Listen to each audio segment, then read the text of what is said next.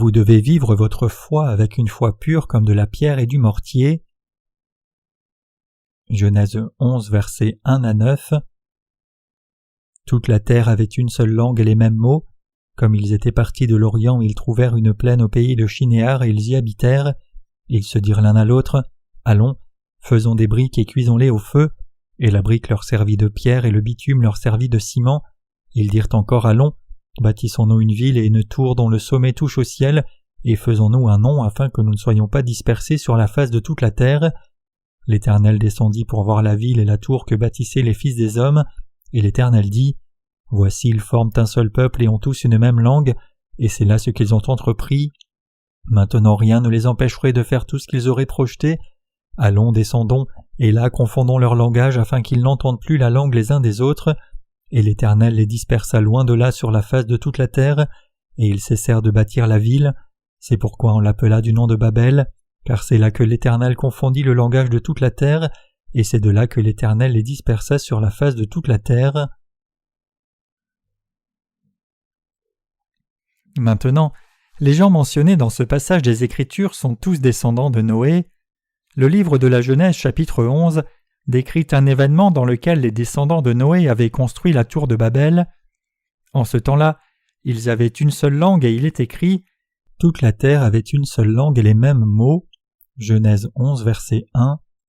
En d'autres termes, les gens avant la tour de Babel n'avaient qu'une langue. Mais quand les descendants de Noé ont avancé de plus en plus vers l'est, ils sont arrivés dans une plaine à Shinar, où l'Irak se situe maintenant. Ils ont essayé d'éviter d'être dispersés ailleurs et de se faire un nom en construisant une tour dont le sommet toucherait les cieux avec des briques. Et donc, ces descendants de Noé ont construit la tour de Babel. Ainsi, ils ont commencé à bâtir la tour de Babel, mais ils ont commencé à bâtir la tour en utilisant des briques qu'ils avaient fabriquées au lieu des pierres et utilisant du bitume au lieu d'un mortier. Pour faire une grande tour, ils ont utilisé du bitume pour empiler les briques. Cependant, puisque Dieu n'aimait pas cette œuvre, il a dispersé toute l'humanité à ce moment-là en mettant la confusion dans leur langage.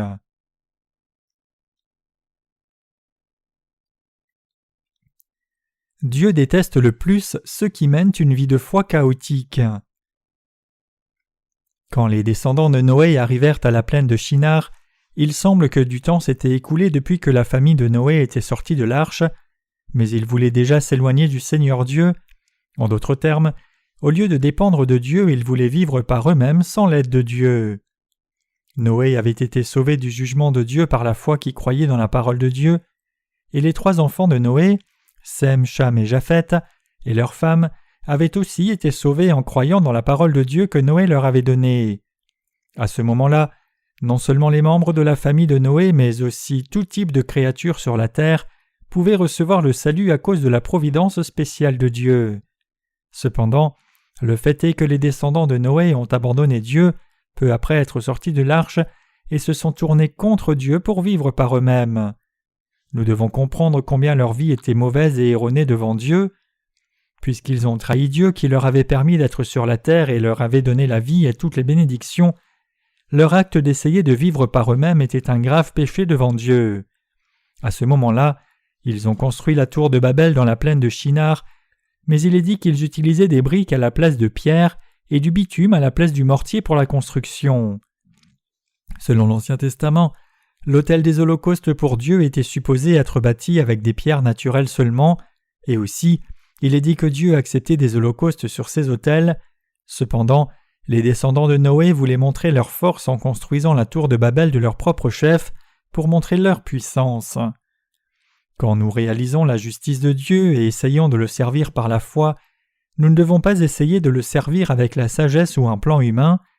Quand nous croyons dans la justice de Dieu et essayons de servir cette justice, nous devons adorer Dieu avec la foi qui croit dans l'évangile de l'eau et de l'esprit donné par Dieu tel qu'il est. C'est seulement quand nous faisons cela que Dieu est heureux et que nous recevons aussi le salut parfait des péchés de ce monde. Et c'est seulement quand nous faisons cela que d'autres âmes sont aussi en mesure de recevoir le salut des péchés en ayant foi dans la justice de Dieu. Cependant, les êtres humains font des efforts pour vivre selon leur propre volonté, en s'appuyant sur leurs propres forces et pensées. Ces gens sont les idolâtres qui adorent des dieux autres que Dieu, et s'ils faisaient un pas de plus, le fait est qu'ils deviendraient des hérétiques qui adorent les veaux d'or devant Dieu comme le roi Jéroboam et exciteraient la colère de Dieu.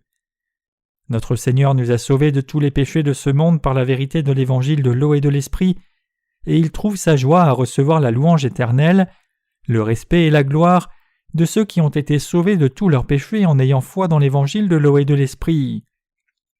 Mais en construisant la tour de Babel, les gens de ce temps ont montré un mépris pour la divinité de Dieu et se sont rassemblés dans un rallye spirituel pour aller contre la justice de Dieu avec leur force charnelle. Et nous devons réaliser que ces actes sont insensés devant Dieu. Par le passage des Écritures d'aujourd'hui, Dieu nous montre la folie de tous les êtres humains. Comme le nombre des descendants de Noé augmentait, ils ne pouvaient que vivre dispersés largement. Je pense que leur souhait original en construisant la tour était d'avoir un endroit central où ils pourraient se rencontrer quand il le fallait, peu importe l'endroit où ils vivaient. Donc si je devais penser en termes de la chair, leur action était compréhensible. Néanmoins, le fait qu'ils aient rassemblé leurs forces pour vivre par eux-mêmes en excluant Dieu de leur vie était un péché. Les gens qui essayent de montrer leur unité et leur force en s'unissant et construisant une tour de Babel est quelque chose qui ne peut pas être ignoré devant Dieu. Aussi, c'est une trahison devant Dieu, comme l'adoration des veaux d'or, et un immense péché devant Dieu. Que les humains essayent de vivre selon leur propre volonté, en ignorant et excluant la volonté de Dieu, est aussi un grand péché. D'une perspective humaine, il ne semblait pas si mal à leurs propres yeux de construire la tour de Babel. Plutôt pour eux, cela semblait même meilleur. Cependant, le fait est que du point de vue de Dieu, ces actes étaient trop mauvais et ne semblaient pas bons. À cause de cet événement, ils se sont trouvés emprisonnés dans un chaos éternel comme des traîtres qui essayent de garder une distance plus grande de Dieu. L'événement de la tour de Babel, dans lequel les gens essayaient de s'unir entre eux en excluant Dieu, était le péché le plus mauvais et insolent par des gens qui ont essayé de se tenir devant Dieu par leur propre force, sans s'appuyer sur Dieu Yahweh. Puisque c'était le péché de l'idolâtrie, s'appuyer sur autre chose que Dieu, c'est le péché que Dieu hait le plus. Dieu détruit la tour de Babel que les gens avaient construite dans le chaos. Tout comme Dieu avait donné une nouvelle vie à Noé en le sauvant du jugement pour les péchés, en nous donnant l'évangile de l'eau et de l'esprit, notre Seigneur a sauvé ceux qui croient dans la vérité de l'évangile une fois pour toutes des péchés du monde. Nous pouvons continuer à vivre avec confiance par la foi qui croit dans l'évangile de l'eau et de l'esprit qui nous a été donné par le Seigneur. Alors que nous levons les yeux par la foi qui croit dans la justice de Dieu, le fait que nous vivions dans la grâce de Dieu est en soi une gloire pour Dieu, et pour nous, cela amène les bénédictions et la paix. Dieu a trouvé la joie dans cette foi et la croyance qui est la nôtre. Ceux qui vivent par la foi en s'appuyant sur Dieu et sa justice sont ceux qui ont obtenu la vraie foi et la vraie paix. Cependant, beaucoup de gens essaient de vivre avec une foi charnelle qui vient de leurs pensées et de leurs forces, au lieu de s'appuyer sur Dieu et sur sa justice. Quelque chose comme cela est un péché devant Dieu. Dieu trouve la joie dans les gens qui croient et suivent la parole de Dieu avec un cœur pur, tout comme Noé l'a fait quand Dieu lui a parlé. Autrement dit, Dieu trouve la joie dans les gens qui ont une foi comme celle de Noé. Nous pouvons voir combien Noé était pur et authentique devant Dieu par la parole de Dieu. Par cela, Noé a bâti une arche pendant 100 ans, ayant foi dans la parole de Dieu. Si Noé n'avait pas eu la foi qui croit dans la parole de Dieu avec un cœur pur, il n'aurait pas pu bâtir une arche pendant 100 ans. Les gens de ce temps-là ont ridiculisé le grand-père Noé comme s'il était fou. Ils ont traité Noé d'insensé, disant selon leurs propres pensées « Peu importe que la pluie tombe du ciel de toute ma vie, je n'ai jamais vu même une petite colline couverte par les eaux, alors comment se pourrait-il que quelque chose comme le monde entier soit submergé par l'eau et que cela n'arrive ?» Cependant, parce que Noé dans son cœur croyait en Dieu et sa parole, le fait est qu'il avait la foi pour construire l'arche pendant 100 ans. Et de plus, il l'a construite selon le plan de l'arche donné par Dieu. Toute la famille de Noé avait consacré tout ce qu'ils avaient à l'œuvre pour obéir à la parole de Dieu, c'est-à-dire la construction de l'arche. Ainsi, il a été sauvé du monde qui a été détruit par sa foi qui croyait dans la parole de Dieu, mais plus encore, il a été en mesure de sauver la vie de toute sa famille. Même si la foi de Noé avait été racontée à ses descendants, le fait est que ces gens qui étaient alors rassemblés dans la plaine de Shinar essayaient de continuer leur vie en se faisant un nom par eux-mêmes, avec leur propre force, en faisant la tour de Babel et se séparant de Dieu, et c'est pour cela que Dieu les a dispersés et a confondu leur langage, pour qu'ils ne puissent pas finir la tour de Babel. Ainsi c'est la raison pour laquelle nous avons tant de difficultés pour traduire la parole de Dieu dans toutes les diverses langues de ce monde maintenant.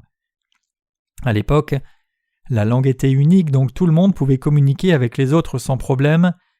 Dieu avait permis aux gens de bien vivre les uns avec les autres en leur donnant la même langue, mais le fait est qu'ils ont fini par tomber comme des bâtisseurs d'un mur entre Dieu et eux, au lieu d'hériter de la foi authentique de leurs ancêtres.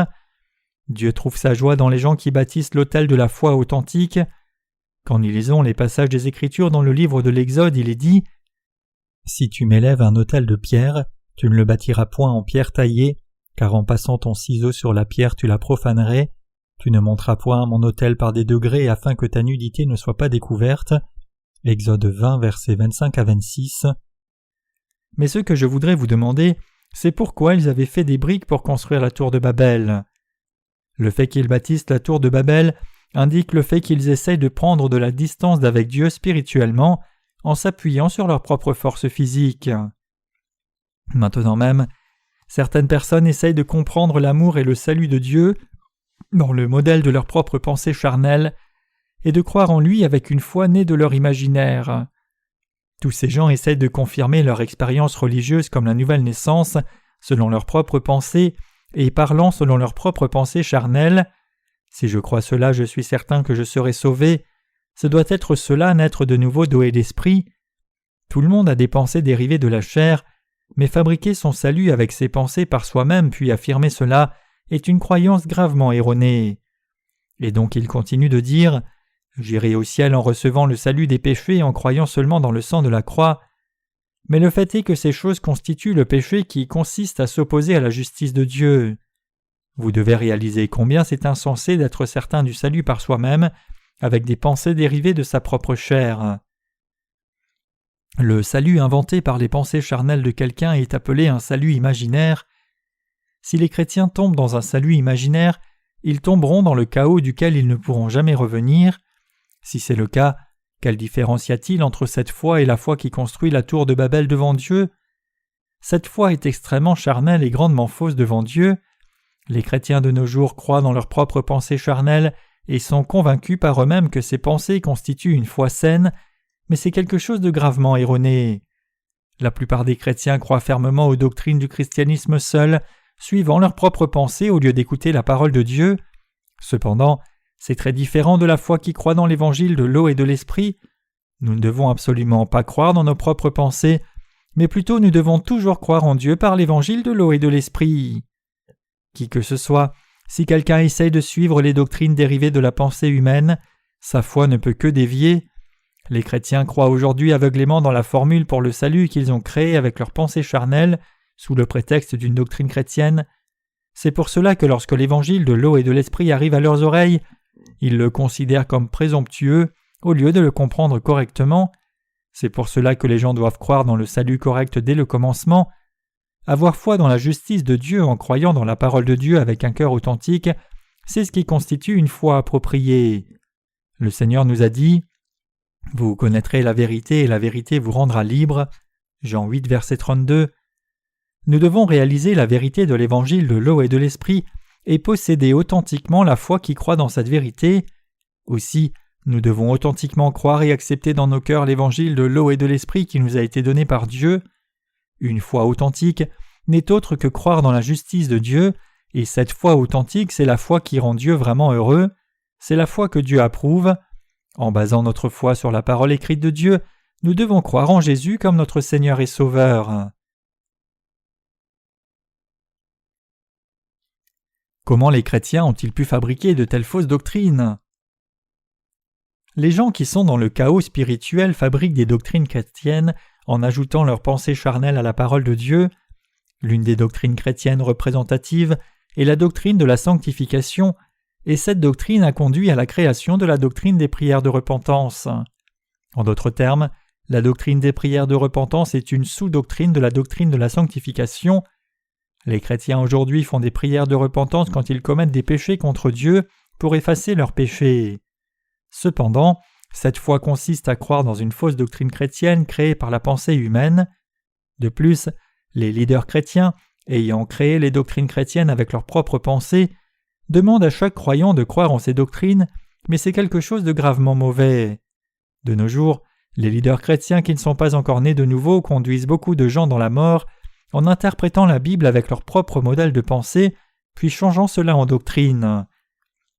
Quand une personne croit dans l'évangile de l'eau et de l'esprit, les péchés disparaissent, et donc la personne reçoit le Saint-Esprit en don. Cependant, les gens qui ne connaissent pas l'évangile de l'eau et de l'esprit, citant le passage « Le vent souffle où il veut et tu en entends le bruit, mais tu ne sais d'où il vient ni où il va. Il en est ainsi de tout homme qui est né de l'esprit. » Jean 3, verset 8. Enseigne de façon erronée en disant « Personne ne peut savoir si quelqu'un est né de nouveau ou a reçu le Saint-Esprit. L'on naît de nouveau par le Saint-Esprit à un moment ou à un autre, lorsque l'on continue de croire en Jésus comme Sauveur. » Il donne des enseignements qui sont faux, parce que ces gens ne connaissent même pas encore l'évangile de l'eau et de l'esprit. Et c'est aussi parce que ces gens, comme aveugles spirituels, sont tombés dans le chaos, car même s'ils ont entendu l'évangile, ils n'ont pas cru cependant. Ceux qui enseignent ces fausses doctrines dans le christianisme maintenant sont aveugles spirituellement, et le fait que la plupart des leaders chrétiens sont des aveugles spirituels qui sont tombés dans un grand chaos est un problème. Mais le plus grand problème, c'est le fait que les gens qui enseignent ces fausses doctrines aujourd'hui ne sachent même pas pour eux-mêmes combien les paroles qu'ils disent sont fausses. Malgré cela, ils continuent de s'appuyer fermement sur leurs pensées erronées, donc la plupart des gens de nos jours qui professent qu'ils croient en Jésus ne savent même pas comment ils sont nés de nouveau en ayant foi en Jésus. La foi de ces gens n'a rien à voir avec l'évangile de l'eau et de l'esprit. Pour cette raison, ils ne possèdent pas la preuve de leur foi dans la parole de Dieu. Ils mettent en avant le sang versé par Jésus à la croix comme la seule preuve de leur salut. Ces gens ne sont pas encore nés de nouveau en croyant dans l'évangile de l'eau et de l'esprit. Ces gens ont des péchés dans leur cœur. N'est-ce pas le cas? Si les péchés restent dans leur cœur, ces gens sont des pécheurs devant Dieu. Les pécheurs sont ceux qui sont toujours séparés de Christ. C'est pour cela que Dieu a dit qu'une personne doit naître de nouveau en croyant dans l'évangile de l'eau et de l'esprit. Mais ceux qui ne connaissent ni ne croient l'évangile de l'eau et de l'esprit continuent de dire « Je ne sais certainement pas quand une personne est née de nouveau, mais ce qui est clair, c'est qu'une personne qui croit en Jésus naîtra de nouveau un jour. » Ainsi, ces gens se tiennent à leur foi arbitraire et à leur volonté qui est renforcée par leurs pensées erronées. Pour ces gens, il faut que leur foi et leur esprit soient guéris en croyant dans l'évangile de l'eau et de l'esprit. Ce n'est qu'en faisant cela qu'ils seront capables de réaliser le fait que les doctrines chrétiennes fabriquées dans le christianisme courant sont des produits de la pensée humaine fausse et chaotique. En croyant et propageant des doctrines fabriquées par des pensées humaines erronées, les gens font une production de masse d'hérétiques comme eux. Ils disent « Personne ne sait si quelqu'un est sauvé ou non, seul Dieu sait qui est sauvé, donc concernant l'avenir des gens vers le ciel ou l'enfer, c'est Dieu seul qui le sait. » Ils sont dans un tel chaos parce qu'ils ne connaissent pas l'évangile de l'eau et de l'esprit. Dieu a donné aux gens l'évangile de l'eau et de l'esprit, c'est-à-dire la vérité qui permet aux gens de vraiment naître de nouveau, et pour ceux qui ont accepté cette vérité, il leur a fait savoir s'ils ont reçu ou non la rémission des péchés et s'ils vont ou non aller au ciel. C'est la vérité énoncée par la Bible. Dieu a garanti la vraie rémission des péchés à ceux qui croient dans l'évangile de l'eau et de l'esprit, et avec cela, il leur a fait recevoir le vrai salut en leur donnant le Saint-Esprit divin comme don. Maintenant, si quelqu'un disait que seul Dieu sait ce qu'il est du salut et du ciel, ce serait un résultat dérivant de l'ignorance de la vérité.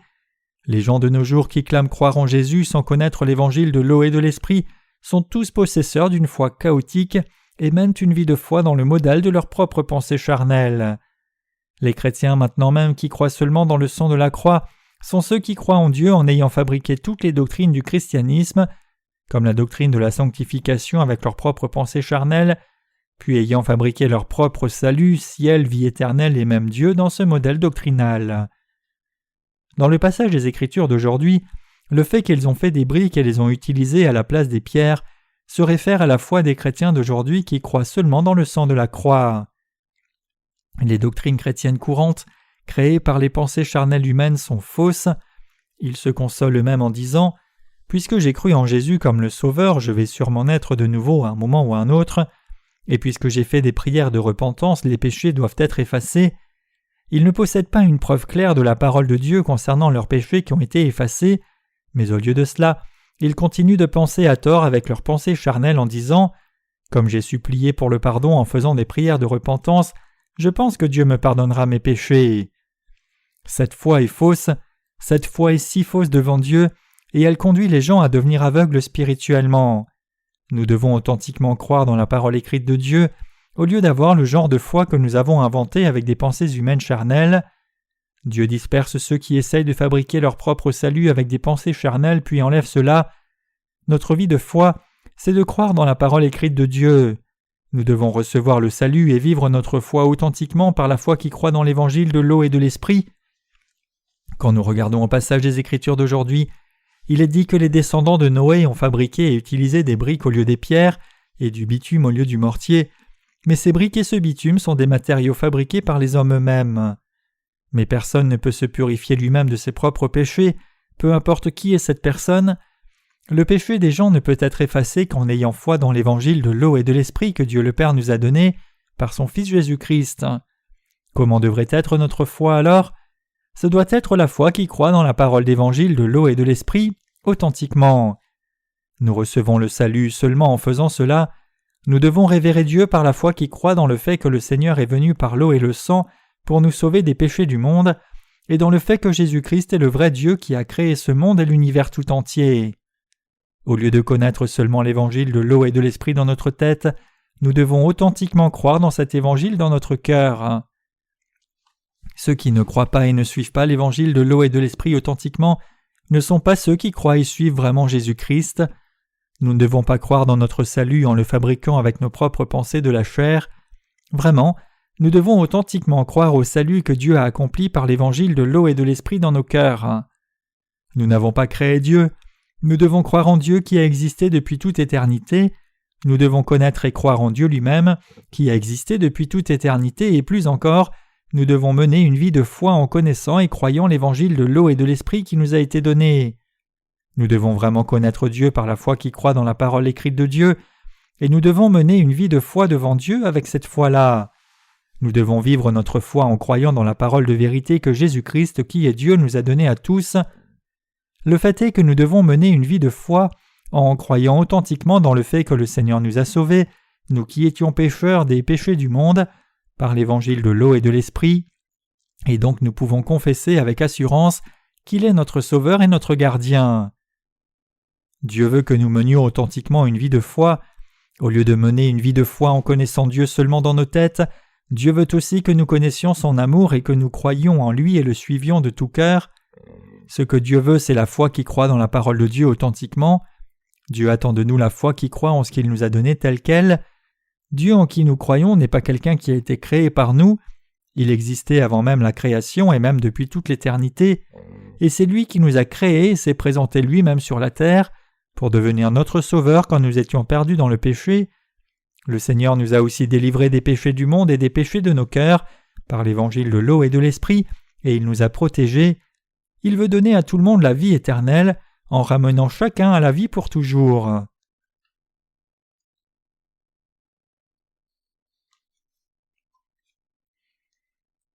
Les descendants de Noé ont construit la tour de Babel sur la plaine dans le pays de Shinar. La plaine de Shinar est supposée être quelque part dans l'actuel pays de l'Irak. Ce pays a effectivement beaucoup de plaines.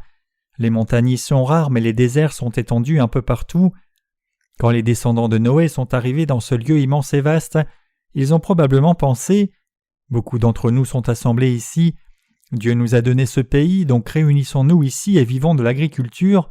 Ne nous dispersons pas, mais unissons nos forces. » S'ils s'étaient appuyés sur Dieu avec une foi spirituelle, ils auraient dit « Vivons devant Dieu par la foi, n'utilisons pas les moyens et les façons de faire des humains, mais plutôt jouissons de la bénédiction de Dieu, et aussi vivons devant Dieu dans la reconnaissance. Ne continuons pas de vivre avec les moyens humains, mais plutôt recevons l'aide et la direction de Dieu. » N'est-ce pas ce que les gens avant les jours de notre grand-père Noé sont morts dans le déluge en pensant à tort et en étant donc méchants devant Dieu ? Vivons en rejetant notre ruse. Regardons ce que Dieu nous a donné. L'agriculture sera sans doute bonne ici. Travaillons cette terre, semons des semences, construisons des maisons et vivons comme cela. Construisons des maisons rurales puis vivons nos vies en louant la gloire de Dieu.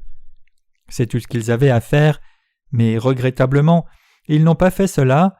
Il y avait quelques personnes distinguées parmi eux et ils ont monté un excellent plan en disant « Avec un pays comme cela, je crois que nous pouvons vivre par nous-mêmes sans Dieu.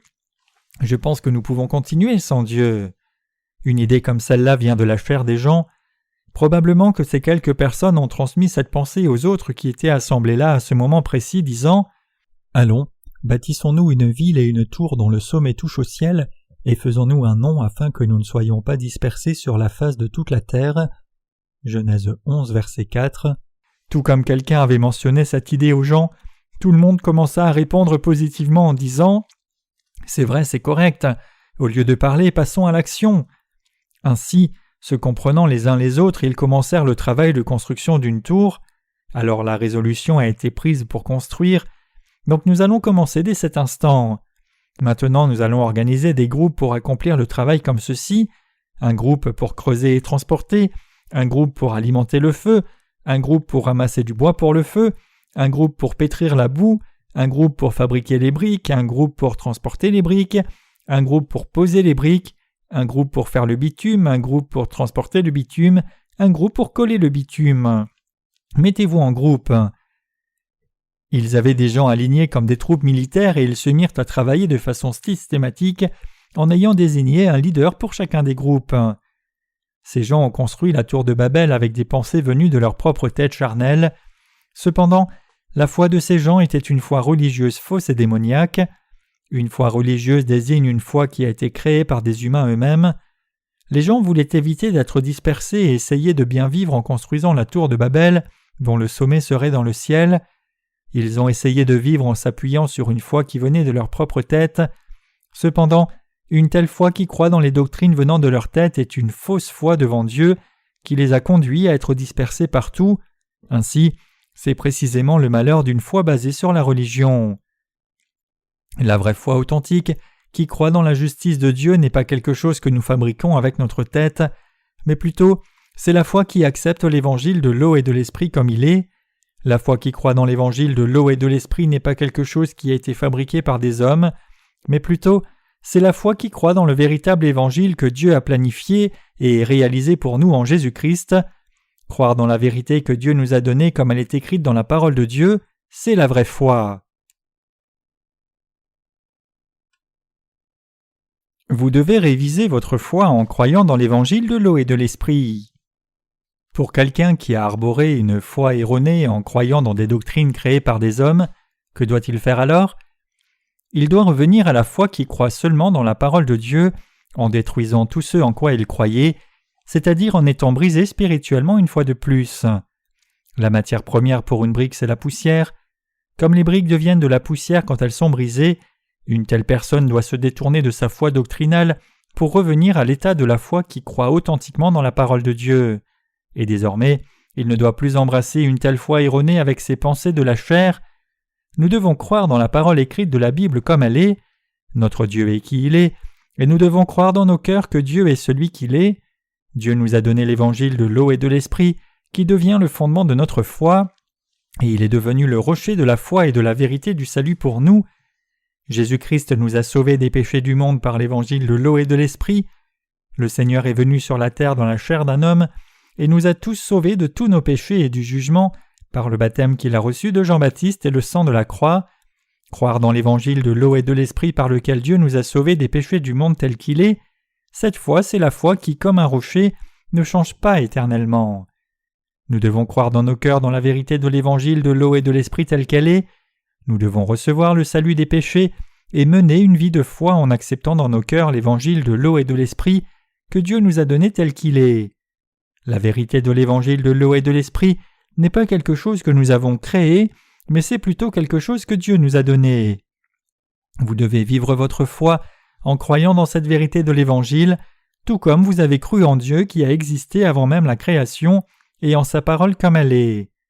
Aujourd'hui, nous avons regardé un passage dans le livre de la Genèse au chapitre 11, versets 1 à 9.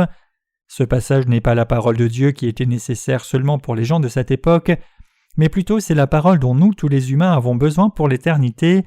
C'est parce que la parole de Dieu est la vérité éternelle. Par le passage des Écritures d'aujourd'hui, la parole de Dieu ne dit pas seulement que la foi des gens à l'époque était erronée, mais elle dit aussi qu'il est mauvais de poursuivre cette foi même au temps présent. Il est dit que la foi qui croit en quelque chose qui a été fabriqué par la pensée humaine est mauvais. Nous devons briser tout ce qui a été créé par nos pensées charnelles. Cela signifie que nous devons maintenant enlever la fausse foi doctrinale qui prévalait au sein du christianisme. Une foi doctrinale, c'est une foi dans laquelle la parole de Dieu est mélangée avec des pensées humaines charnelles. C'est pour cela que la tour est appelée tour de Babel.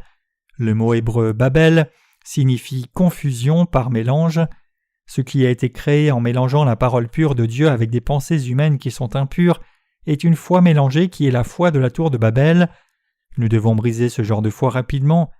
Bien que nous ayons mené une vie de foi jusqu'à maintenant, s'il y a encore des choses fabriquées par notre propre pensée charnelle, alors nous devons les briser sans exception. Le christianisme a créé de fausses doctrines. Le fait est que les doctrines chrétiennes d'aujourd'hui ont toutes été fabriquées par des pensées humaines, donc nous devons disperser toutes ces fausses doctrines par la foi qui croit dans l'évangile de l'eau et de l'esprit donné par Dieu. L'histoire du christianisme en Corée n'est pas si longue, néanmoins, le christianisme en Corée s'est grandement réveillé en une courte période de temps, et actuellement, la Corée est devenue une nation chrétienne de renommée mondiale. Cependant, même si le christianisme en Corée semble avoir eu un grand réveil en nombre, la réalité c'est que lorsque nous regardons au fond, il n'y a pas la parole de la vérité. Plutôt, nous pouvons voir qu'il existe seulement une foi complètement dogmatisée. C'est pour cela que le christianisme dominant actuellement doit être détruit. Dieu reproche les fausses doctrines chrétiennes. Les gens ont créé des fausses doctrines du salut en mélangeant leurs propres pensées à la parole, mais Dieu veut briser une telle foi. Dieu a dit qu'il maudirait ceux qui essayent de rebâtir la ville de Jéricho qu'il a détruite. Ainsi, si quelqu'un voulait rebâtir la tour de Babel, il serait maudit. Aussi en Europe, pendant plus de 1000 ans au Moyen Âge, les gens continuaient de créer des doctrines erronées avec des pensées humaines charnelles. L'empereur romain Constantin a fait du christianisme la religion de l'État de Rome en faisant l'édit de Milan, en 313 après Jésus-Christ, puis il força son peuple à croire au christianisme. Après cela, au premier concile de Nicée, les leaders de l'Église romaine de l'Est et l'Église romaine de l'Ouest se sont réunis et ont créé certaines des doctrines chrétiennes actuelles, si ce n'est pas toutes. À partir de là, les doctrines chrétiennes ont été ajoutées les unes aux autres sur la tour de la doctrine. Toutes ces doctrines sont créées par l'addition de façons de penser humaines. Les doctrines chrétiennes créées par la pensée humaine charnelle semblent bien trop fermes. Le bouddhisme a ses propres doctrines bouddhistes, mais si elles viennent de la pensée humaine, elles ne sont pas si systématiques et unifiées que les doctrines chrétiennes. Par la reconnaissance officielle, les doctrines chrétiennes se trouvent près de nous comme une tour qui est trop ferme. C'est pour cela que le christianisme professe lui-même être la plus grande religion du monde. Cependant, ce ne sont pas seulement une ou deux personnes qui ont été détruites esprit et chair après avoir adhéré aux doctrines chrétiennes comme cela. Jésus-Christ est le Dieu du salut, qui est venu à nous par l'évangile de l'eau et de l'esprit, mais les gens sont en deuil et dans le désespoir, parce qu'en croyant aux doctrines chrétiennes qu'ils ont faites avec leurs propres pensées charnelles, ils n'ont pas été capables de voir leur âme échapper à leurs péchés. À la fin, les chrétiens ayant cru dans les doctrines chrétiennes et ayant suivi leurs pensées charnelles ont été grandement blessés dans leur cœur. C'est à cause de la foi comme les briques que les humains ont créées par eux-mêmes. Ce que Dieu veut, ce n'est pas une foi comme des briques. Plutôt, Dieu veut que nous ayons la foi qui croit dans la pure parole de Dieu telle qu'elle est.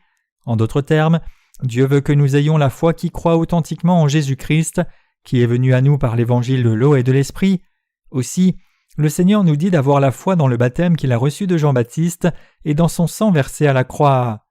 Jésus dit « Si quelqu'un bâtit une maison sur le roc, cette maison ne tombera pas, mais les maisons bâties sur le sable tomberont. » Si une personne croit dans l'évangile de l'eau et de l'esprit, sa foi ne tombera pas parce qu'elle sera comme une maison bâtie sur le roc. Cependant, si une personne bâtit une maison de foi avec des doctrines comme les briques, cette maison tombera. C'est parce que la foi comme les briques se réfère à une maison de foi bâtie avec des pensées humaines. Notre Seigneur veut que nous bâtissions une maison sur le roc en ayant authentiquement foi dans l'évangile de l'eau et de l'esprit. Le Seigneur nous a dit de bâtir une maison de foi par la foi qui croit authentiquement dans la parole de l'évangile de l'eau et de l'esprit, le Seigneur nous a dit de vivre une vie de foi authentiquement. Aussi, le Seigneur nous a dit que Dieu a créé les cieux et la terre et que Jésus-Christ est Dieu lui-même et le Fils de Dieu le Père, et il nous a dit de croire authentiquement au fait que le Fils de Dieu nous a sauvés des péchés du monde en étant venu à nous par l'évangile de l'eau et de l'esprit. Dieu est venu sur cette terre comme un humain et a expié complètement les péchés du monde une fois pour toutes par l'évangile de l'eau et de l'esprit. Le Seigneur veut que nous croyions dans cette vérité de l'évangile authentiquement. Le Seigneur veut que nous recevions le vrai salut en acceptant tel quel ce qui est écrit dans les Écritures, en entrant authentiquement dans l'évangile de l'eau et de l'esprit. Notre foi doit être la pureté même en ayant foi dans la parole de Dieu. Nous ne devons pas mélanger la foi qui croit dans la parole de Dieu et la foi qui croit dans les pensées de quelqu'un. Nous devons croire dans nos cœurs la vérité de l'évangile de l'eau et de l'esprit donnée par Dieu telle qu'elle est écrite dans les Écritures. Nous devons accepter la parole écrite de Dieu purement comme elle est dans nos cœurs. Nous ne devons pas créer de fausses doctrines chrétiennes en utilisant nos propres pensées. Nous devons accepter la semence de vie qui est écrite dans les Écritures comme elle est et porter le fruit du salut comme il est. Puis nous devons retourner dans la gloire de Dieu. C'est ce qu'est une vraie foi et c'est ce qu'est une vraie croyance.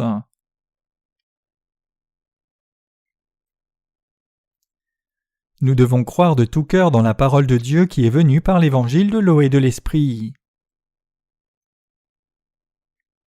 Quand nous chantons la louange, il est important de chanter dans le ton et en rythme, mais ce qui est plus important, c'est de louer de tout notre cœur. En d'autres termes, c'est quelque chose de chanter la louange par gratitude du plus profond de nos cœurs à Dieu pour nous avoir sauvés et nous avoir donné toutes les bénédictions spirituelles dans le ciel. Nous devons être purs de cœur au sujet de tout le travail que nous faisons en servant le Seigneur. Vous devez réaliser combien c'est beau et bon de mener une vie de foi authentique. Vous devez expérimenter ce que c'est de croire authentiquement dans la justice de Dieu. Nous devons croire en accord avec la parole des Écritures telle qu'elle est et exprimer notre foi par la louange. Aussi, quand nous écoutons un sermon, nous les auditeurs devons croire la parole de tout cœur. Tout comme le peuple d'Israël conduit par Moïse mangeait la viande d'un agneau rapidement avec une ceinture à la taille et un bâton dans la main pendant la Pâque lorsqu'ils ont quitté l'Égypte, nous devons croire de tout cœur lorsque nous entendons la parole de Dieu. Cependant, quand les gens écoutent la parole de Dieu au lieu d'écouter la parole comme elle est, ils aiment croire en mélangeant la parole à leur pensée une fois de plus et altérant la parole en quelque chose comme une doctrine chrétienne. Alors leur foi cesse de grandir parce que c'est une foi morte au lieu d'être vivante. Vous êtes invité dans une maison pour manger, mais si vous rechignez à manger la nourriture, sentant, ruminant et disant « Quels sont les ingrédients? Est-ce que cela tue ?» n'insulteriez-vous pas la personne qui vous a invité? Croire vraiment dans l'hôte et manger avec gratitude en disant « Ouah, ça sent bon, ça doit être très bon », c'est ce qui rend la personne qui vous a invité heureuse. Quand nous menons notre vie de foi dans l'Église de Dieu, nous ne devons pas prendre la parole de Dieu dans nos têtes quand nous écoutons la parole à l'Église ou recevons l'exhortation de la foi de la part de quelqu'un. Nous ne devons pas analyser la parole de Dieu avec nos têtes, mais plutôt nous devons d'abord l'accepter dans nos cœurs, puis comprendre de tout cœur la parole de Dieu. Même quand nous partageons la communion avec d'autres saints, s'ils parlent selon la volonté de Dieu, nous devons accepter leurs paroles dans nos cœurs en disant « Oh, tu as raison, c'était mon tort d'avoir fait telle chose, j'ai compris maintenant. » Quand vos frères et sœurs partagent la communion avec vous, vous devez d'abord l'accepter avec un cœur pur et humble, et ensuite, dans la parole de Dieu, vous devez organiser leurs exhortations et instructions. En faisant cela, vous en tirerez un grand bénéfice. Bien sûr, une pensée pourrait s'élever en vous. Je pense que ce n'est pas cela, mais ce frère me voit différemment. Cependant, c'est une bonne attitude pour nous d'accepter d'abord la parole de Dieu humblement et purement, parce que nous pouvons penser de notre point de vue un peu plus tard. Nous devons écouter attentivement les autres croyants quand ils partagent la parole de Dieu d'une certaine manière. Si nous n'acceptons pas la parole de Dieu dans nos cœurs authentiquement, alors ce sera la fin de notre vie de foi. Si nous n'acceptons pas authentiquement la parole de Dieu dans nos cœurs, nous ne pouvons pas recevoir le salut des péchés. Donc quand quelqu'un qui que ce soit parle de la parole de Dieu, nous devons l'accepter avec un cœur pur. Quand nous le faisons, cette parole de Dieu devient nôtre. La foi de Noé a été transmise à son fils Sem comme à Japheth. C'est parce qu'ils ont cru et vu leur père Noé comme leur leader spirituel avec un cœur pur.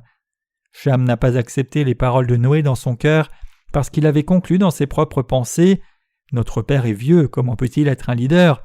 Notre père ne peut pas être mon leader. » Même si son père lui avait parlé de la parole de Dieu, il ne l'a pas acceptée authentiquement dans son cœur.